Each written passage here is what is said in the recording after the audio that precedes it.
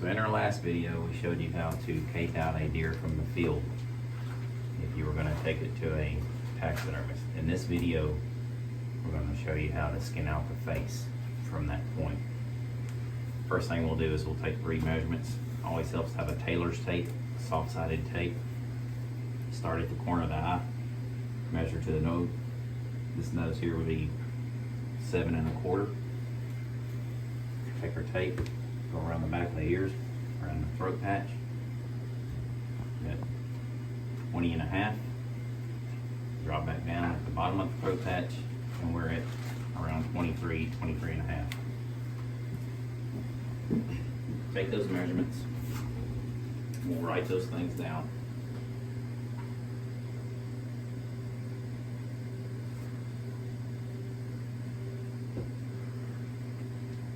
That way you've got those 3 measurements.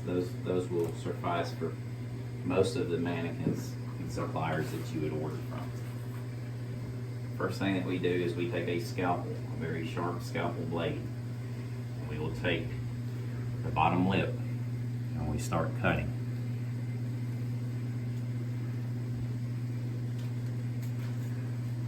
We like to use a scalpel rather than a knife because you can get more of a precise cut. You don't have to worry about making an ill-placed cut using a big bulky knife blade. We'll just kind of peel this skin back. As we're cutting, always cut towards the bone or towards the carcass of the body. As we're cutting, we're pulling away from the skin as we're cutting. So we're pulling and we're cutting at the same time. We cut down to the bottom corner of the jaw. And we start up here at the top. Stop there, come back up at the top. Take his nose, peel his nose forward. Just cut right here above his gum line.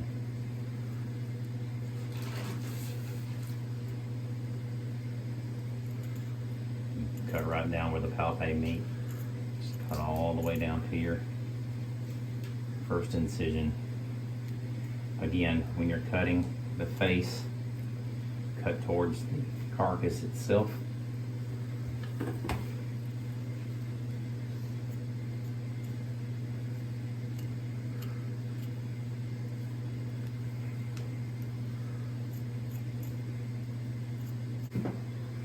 Now that we've got to the nose, what we're going to do is we're going to pull that nose back. Sometimes this could be a tricky cut, but it's really not if you just continue to cut towards the body. So you're going to cut this cartilage piece. Once you get the cartilage cut, just cut straight down as you're pulling. Real carefully cut. Do that on both sides. And as you're pulling away, you're doing the cut. It's kind of a simultaneous motion.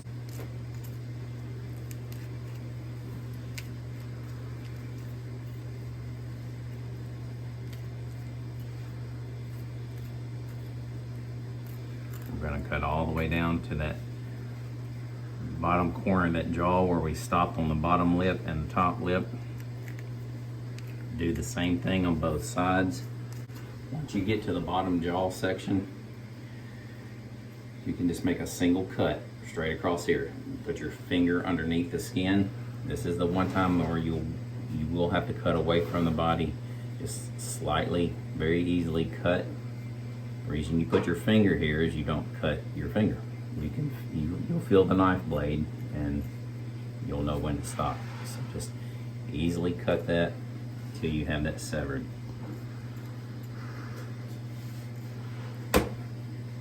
You will do the same thing on both sides. Now that we have the face cut,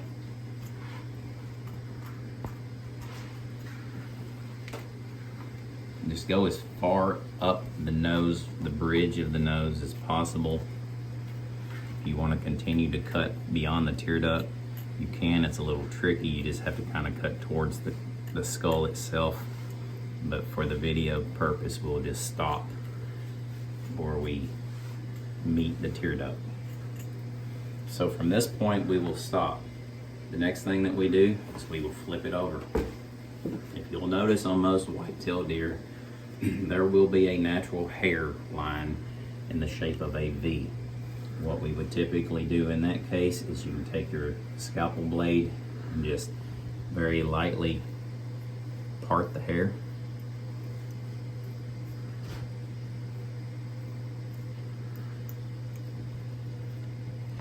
Once you have your hair parted, take your scalpel blade and make your one cut. Stop at that V. Come back on the other side, part your hair.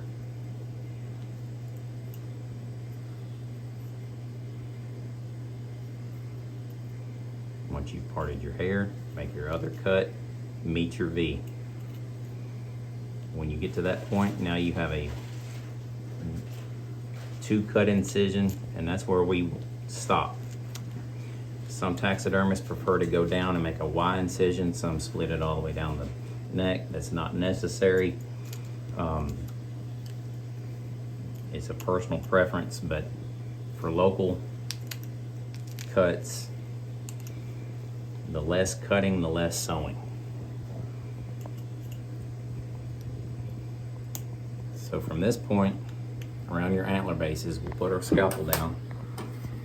We'll use a flat blade screwdriver. We will wedge our flat blade screwdriver around the antler bases and just kind of work it around the antler bases, wiggle it around. It'll get it started. If you do need to loosen that skin up again, you can use your knife. It does tend to hold tight right at the base of the antlers, but once you have it initially cut, it's somewhat easy to get cut off of pried off of the antler bases. Every now and then you'll have a piece of sinew that may want to hold up on you. We can use our knife and just kind of trim that off a little bit.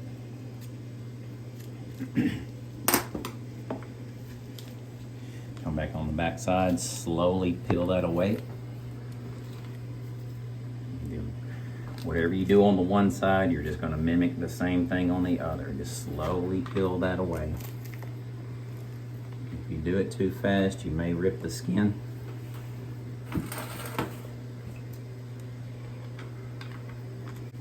And just slowly work your way all the way around the antler bases. If you run into a tough spot that wants to hold on, just use your scalpel to kind of cut towards that base. It does typically like to hold tight. Younger deer usually a little easier to pry off. When you get an older buck, sometimes it wants to hold on a little tighter.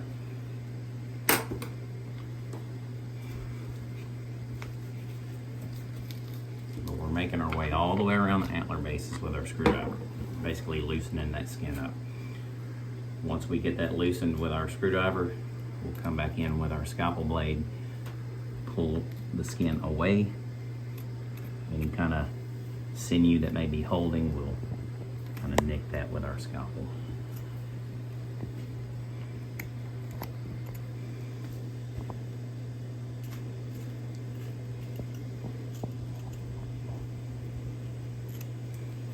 We're going to do the exact same thing on the opposite side.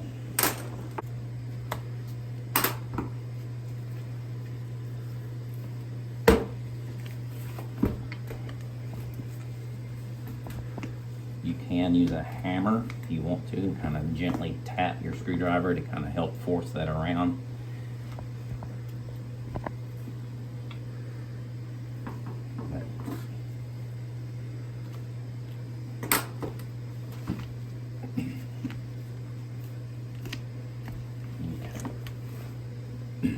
Now that we've got our skin separated from our antler base on the other side, we'll take our scalpel, pull the skin back, just kind of trim that back just a little bit.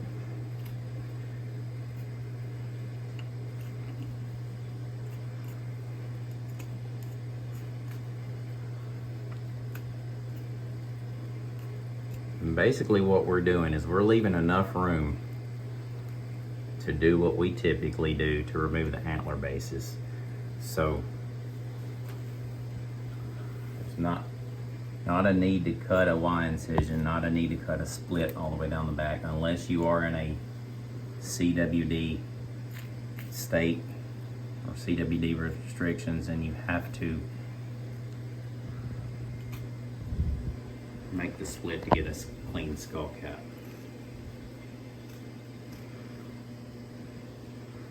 This is how we would do a seamless cape. So the reason we skip the split is because on our next step, we're going to use an air chisel to remove our skull cap. We have our air compressor, we have our air chisel. We have modified this chisel tip just a little bit. Most chisel tips that you buy will not have that sharp of an edge on it, but you can purchase any chisel tip, and we grind that down however, so we have just a little bit of a sharper edge on that to cut the bone. Typically start at the front corner.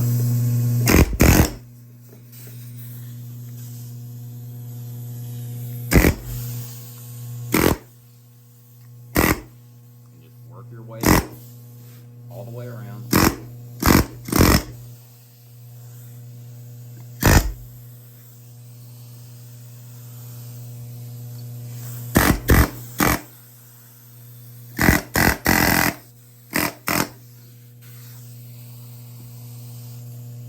All the way around to the other side.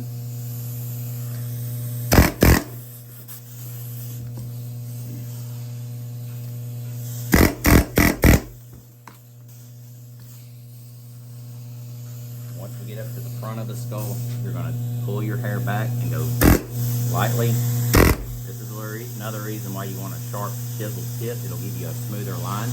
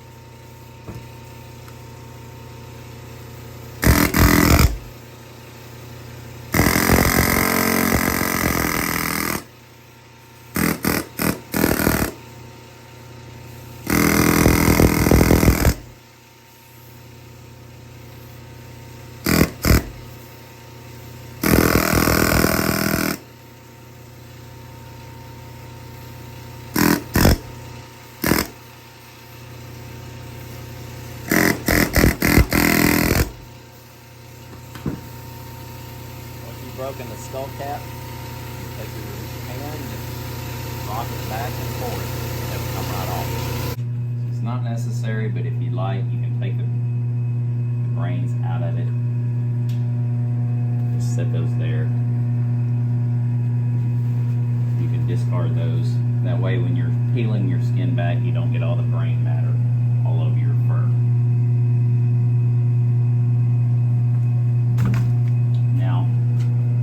We will come back to our skull cap. This skull cap has been removed, and this is all you need to put on any mannequin. You don't really need any excessive skull. It's not required. What we will do from this point on the actual skull cap is we'll come back and trim all that skin out, cut that out, clean it up, make smooth cuts.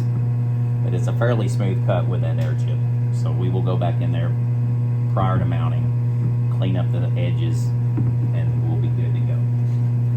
Okay, so now that we got our skull cap removed from our carcass, we're going to take a knife, we're going to turn your deer around, we're going to pull the skin up, stick our knife inside the carcass, between the skin and the carcass.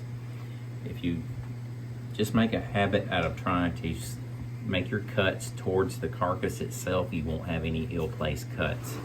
As you're coming around, just kind of follow your skull all the way around. Just make sure that you do not poke your knife through that bottom of the ear butt. Just kind of take your knife and towards the skull. As long as you're cutting towards the skull, you won't cut any holes outside the skin itself. Well, what we've done, we've cut until you can feel the actual ear butt. So as we're pulling and cutting, you can feel where you've severed the ear butt. Same thing on this side here. We're going to come in here, cut towards the skull.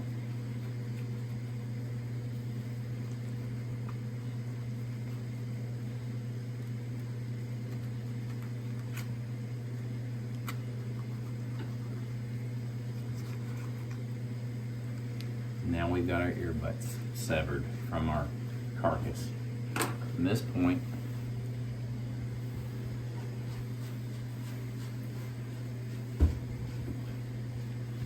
we're going to take our hide. This particular deer has an enormous amount of meat still on the carcass, which makes it a little bit more difficult to take the skin off. But what we will probably do, if you do have a lot more meat, you can take your knife and just trim that down. What we're trying to do is get back down to our carcass itself.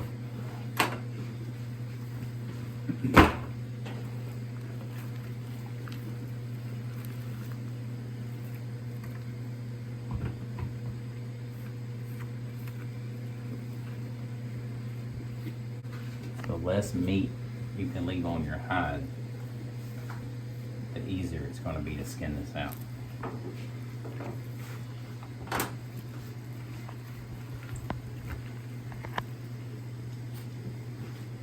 Give you some grip.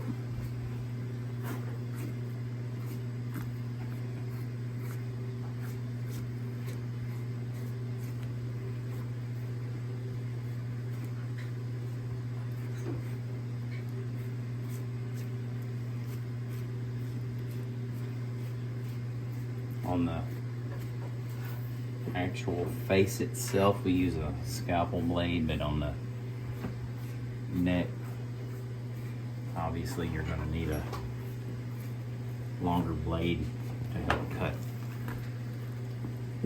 more of the meat off in a quicker timeline. We will come back and get this later when we flesh it.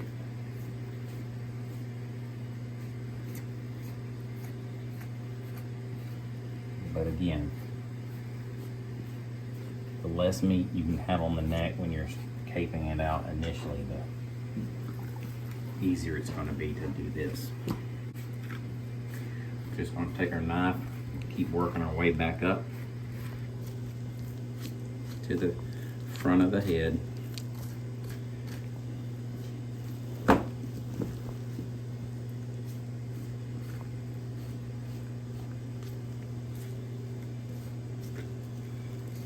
We're going to pull as we're cutting. So while we're making our cut, we're pulling back away from the skin as we're making our cut.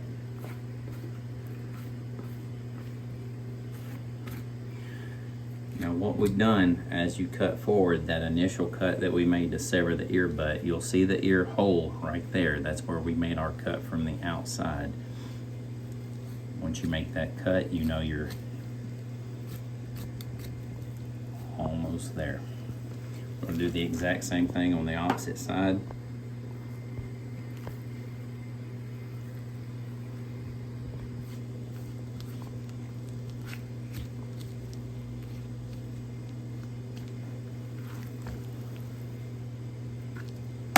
Now we're basically right here at that skull cap, and this is what I was saying earlier about removing the brains. If you have the brains still left in there, you're going to get a lot of that brain matter on the fur, which is not necessary. So we're going to take our knife,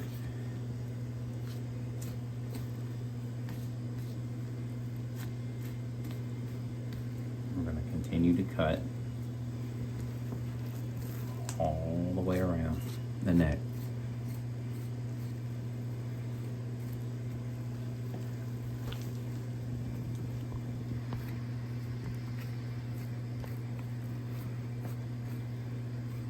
Once we get to this point here, we're going to put our knife down. We're going to go back to a scalpel blade.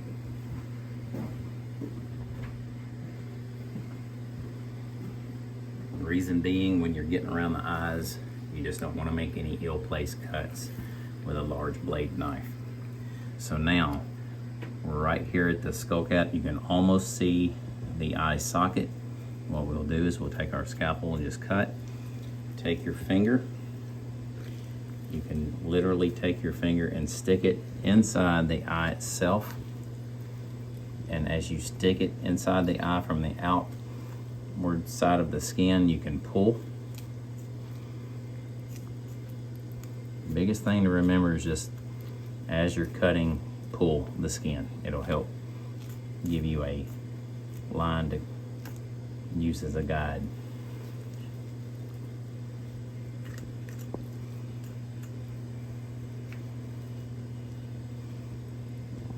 Another reason you're putting your finger there is to know where to cut and where not to cut. So with your finger there, you're less likely to cut a hole because you don't want to cut your finger. Now that you've severed that, you can come out here, take your finger, pull that away, cut towards the front corner of the eye.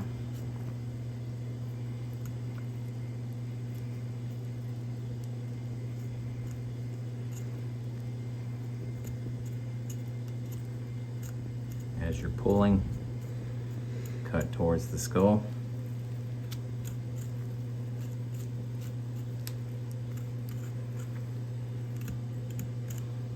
Get down around the tear ducts, you can just cut towards the skull again.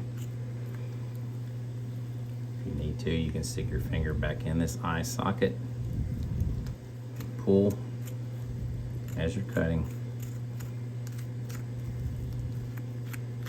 Now you've got your eye completely cut from your tear duct. You're going to repeat the same thing on the opposite side. Stick your finger from the outside in to give you a guide. Cut straight down.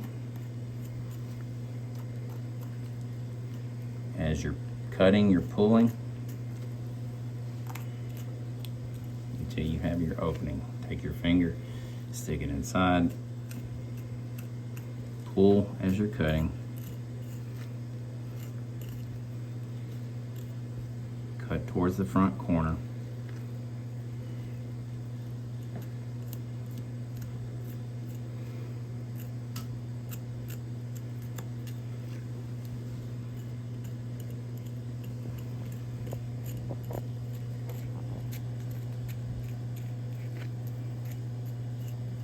it's not going to hurt to have a lot of cuts in the skull versus one cut in the hide. It's a lot easier to rather have cuts in the skull than one cut in the hide. So now that we've got both of our eyes separated from the carcass, we're going to just follow this incision all the way around.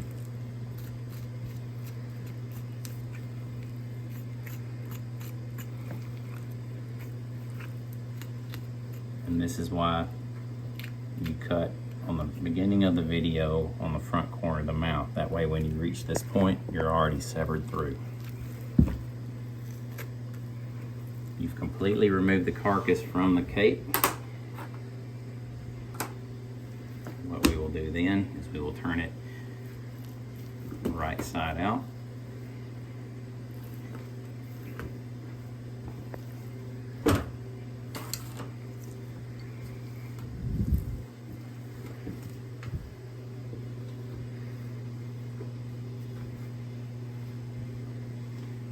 We like to spread him out where the brisket is center as possible.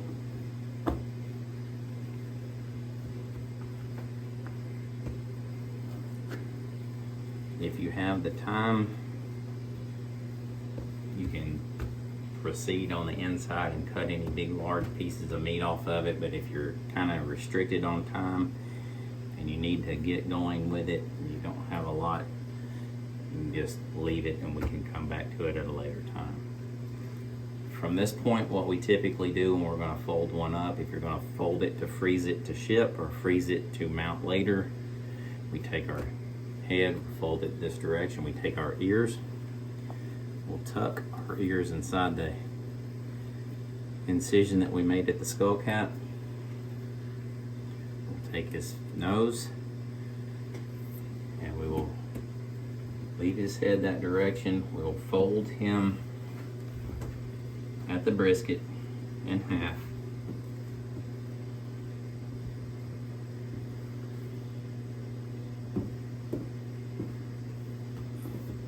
And then we will roll it forward. By doing so, if you are limited on time and it's going to be a lengthy period of time before you can get it sent to a taxidermist, having the face wrapped up will allow you to avoid any freezer burn around the fleshy areas of the face. This process will still work for any species, whether it's elk, caribou, moose, whatever the case may be. We're showing the video on the whitetail deer, but it will basically, that same process will cover any species for taxidermy purposes, and this is how you would do a seamless cape. Less cutting, less sewing, and it makes for a longer, better looking cape in the long run.